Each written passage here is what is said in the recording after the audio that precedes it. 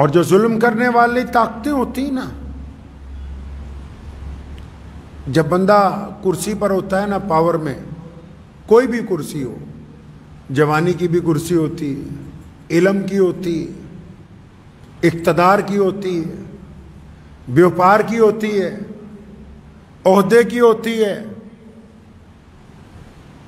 دفتروں میں بڑے بڑے سرکاری افسران کی ہوتی ہے، اور جب بندہ پاور میں ہوتا ہے تو وہ سوچتا ہے کہ میں نے تو ہمیشہ ایسے ہی رہنا جیسے آج ہوں. بندہ سوچتا ہے کہ بس ایسے ہی رہے گا سب کچھ، اور اس بندے کو راضی کرنے کے لیے اس کے جو ماتحت ہوتے ہیں وہ ہر جائز ناجائز کام کو کہتے ہیں کہ جناب آپ جو کہہ رہے ہیں وہی اچھا ہے. حکمرانوں کو خراب کون کرتا ہے؟ ایک بہت مشہور حکایت ہے، ایک بادشاہ صبح کو نکلا سیر کے لیے تو سبزی منڈی میں چلا گیا، تو تمام سبزیاں وہ دیکھ رہا تھا، تو بینگن پڑا ہوا تھا. تو اس نے جب بینگن کو دیکھا تو اسے پسند آیا، تو اس نے جب بینگن ایک ہاتھ میں اٹھایا تو اپنے وزیر کو کہنے لگا دیکھو یہ کتنی اچھی سبزی لگ رہی ہے. کہتا جناب یہ تو بہت پیاری سبزی ہے، اس کا رنگ دیکھیے کتنا پیارا ہے، اور دیکھیے اس کے سر پہ تاج لگا ہوا ہے، کتنی پیاری سبزی ہے یہ، اس کے موٹا دیکھیے کیسا ہے، گول مٹول ہے. اس نے وزیر نے بادشاہ کو خوش کرنے کے لیے 200 تعریفیں اس بینگن کی کر دی.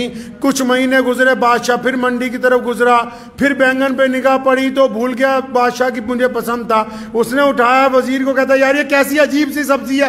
کہتا جناب بالکل بھدا سا ہے، یہ سر کے اوپر پونچھ لگی ہوئی ہے، بالکل ہی بیکار ہے، دیکھو تو صحیح، نہ اس کا سر ہے نہ پیر ہے. تو پتہ یہ لگا کہ بادشاہوں کو خراب کرنے والے ان کے مشیر ہوتے ہیں. اس ضمن میں ایک بڑا خوبصورت واقعہ صحابہ کرام رضی اللہ تعالیٰ اجمعین کی جماعت میں سے بھی نظر آتا ہے. جب سیدنا عثمان رضی اللہ تعالیٰ عنہ کے دور میں اور پھر سیدنا علی مرتضیٰ رضی اللہ تعالیٰ عنہ کے دور میں کئی جگہ بغاوتیں ہوئی نا، تو جو ان کے ہم اثر دوست تھے وہ گئے، انہوں نے جا کے کہا خلفائے راشدین سے، ان حضرات سے الگ الگ وقت میں، کہ ابو بکر اور عمر کے دور میں تو ایسے ایسے فتح ہوئی، آپ کے دور میں فلاں فلاں جگہ بغاوت ہوئی. بڑی خوبصورت بات مولا علی رضی اللہ تعالیٰ عنہ نے فرمائی تھی. فرمایا وہ جو پہلے خلیفہ گزر گئے نا ان کے مشیر ہم تھے اور ہمارے مشیر تم جیسے لوگ ہیں. یعنی وہ جو ان کی فتوحات ہیں، سیدنا ابو بکر رضی اللہ تعالیٰ عنہ کی، عمر فاروق رضی اللہ تعالیٰ عنہ کی، عثمان ذی النورین کی، وہ ساری مولا علی کرم اللہ وجہ کی تمام مشوروں کے اوپر ہیں، ان کی باتوں کے اوپر ہیں. کیونکہ جن کے پاس مشیر بڑے اعلیٰ ہوتے ہیں، جن کے ایڈوائزر بڑے اچھے ہوتے ہیں، ان بادشاہوں کا، ان حکمرانوں کا بڑا نام ہوتا ہے، اور جن کے مشیر خراب ہوتے ہیں ان کے حکمرانوں کا نام اچھا نہیں رہتا ہے. تو یہ ضروری نہیں ہے کہ ہم اقتدار میں جہاں بیٹھے ہیں، ہم سے پہلے پتہ نہیں کون بیٹھا ہوگا یہاں پر. اور جو لوگ ظلم کرتے ہیں، ظلم صرف بڑی بڑی حکومتیں ہی نہیں، جو گھروں میں بھی ظلم کرتے ہیں، جو کاروبار میں ظلم کرتے ہیں، جو مزدوروں پہ ظلم کرتے ہیں، جو ناجائز کسی کو تنگ کرتے ہیں، وہ جب ظلم کرتا ہے نا بندہ، وہ سوچتا ہے بس میں ہی ہوں، آگے پیچھے تو کوئی ہے نہیں، سارے لوگ میرے ساتھ ہیں. تو پھر آج کل تو یوٹیوب کا دور ہے نا، نکالیے گا بہت سارے واقعات ایسے ملتے ہیں. ابھی بنگال میں ایک کوٹھی کا دروازہ توڑ کے ایک آدمی کو باہر نکالا، تو اس کوٹھی کے اندر گئے تو ایک بیڈ روم میں اس کے باپ کا پنجر پڑا ہوا تھا، ایک بیڈ روم میں ماں کا، ایک جگہ بہنوں کا.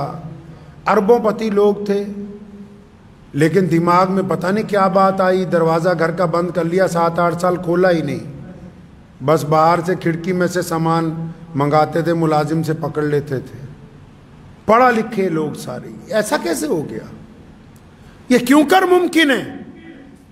یہاں بھی کئی واقعات ہیں بڑے بڑے شہروں میں. آپ ابھی کہیں جاؤ گے، بڑی بڑی پرانے دور کی بڑی بڑے محل، بڑی بڑی حویلیاں کھنڈر بنی ہوئی ہیں. کیا بات ہو گئی؟ کہاں چلے گئے ان میں رہنے والے لوگ؟ جو کہتے تھے ہمارے مقابلے میں کوئی عالم نہیں ہے، ہمارے مقابلے میں کوئی کاروباری نہیں ہے، ہمارے مقابلے میں کوئی سرمایہ دار نہیں ہے، ہم سے بڑا کوئی چودھری نہیں ہے، کہاں گئے؟ کیا ہوا؟ پیارے نبی حضرت محمد رسول اللہ صلی اللہ علیہ وسلم کی اگر تعلیمات کو پڑھتے ہیں تو نبی علیہ السلام نے اس کی وجہ بیان کی۔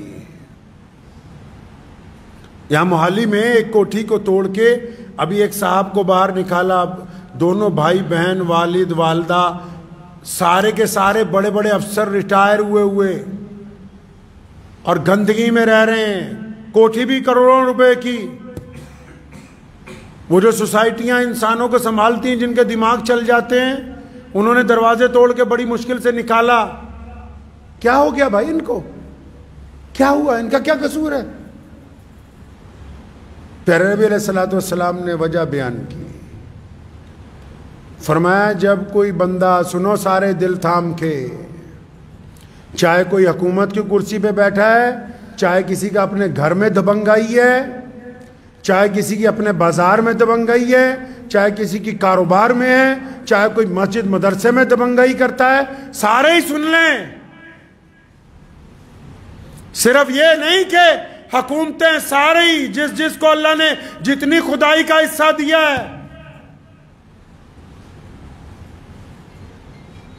جب بندہ دبنگائی کرتا ہے نا تو نبی علیہ السلام نے فرمایا، حدیث کا مفہوم ہے کہ جب بندہ کسی ایسے آدمی کے ساتھ زیادتی کرتا ہے جو سامنے سے جواب نہیں دیتا،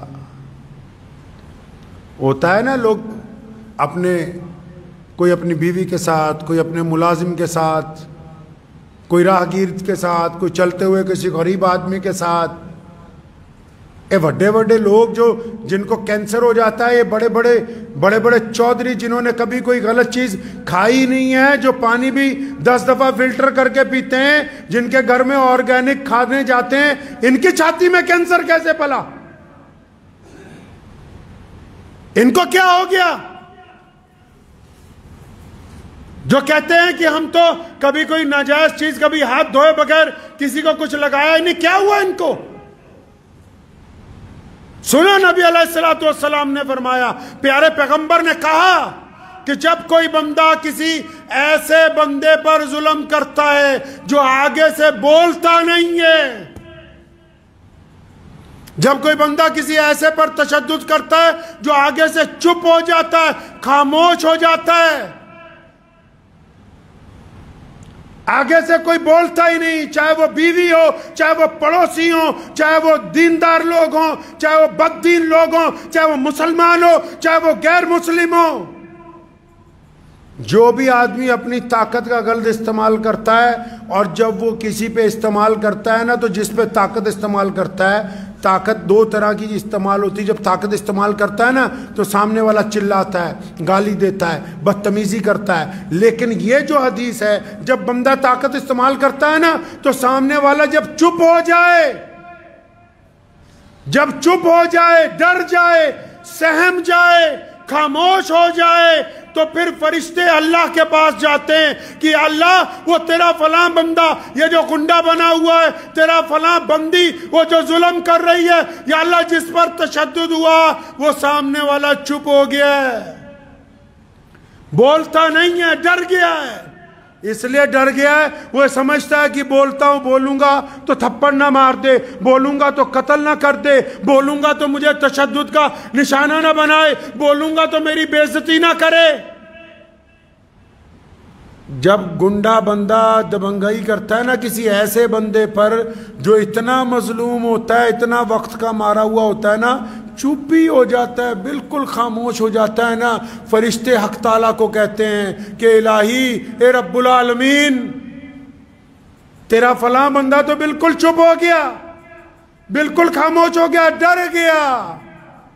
سنو پھر کہاں سے کام خراب ہوتا ہے ظلم کرنے والے کا، جب ظلم سہنے والا بالکل چپ ہو جاتا ہے تو رب جس نے یہ دنیا بنائی، وہ الہ جو کائنات کا مالک ہے، وہ دنیا کے لوگ جس کو ایشور کہتے ہیں، جس کو ہم اکال پرخ کہتے ہیں، وہ خدا جو تمام کائنات کا پالنہار ہے، جب بندہ چپ ہو جاتا ہے نا، پھر اللہ فرشتوں کو کہتے ہیں اچھا وہ سامنے والا میرا بندہ گھبرا گیا، سہم گیا، ڈر گیا، چپ ہو گیا، تو اچھا اٹھاؤ قلم، لکھو اب جو یہ ڈر گیا ہے اس کی طرف سے بدلہ اس کا رب لے گا، اور جب رب بدلہ لینے پہ آتا ہے بندے کی مت مار دیتا ہے، دنیا کی کوئی طاقت پھر اس کا ساتھ نہیں دیتی ہے،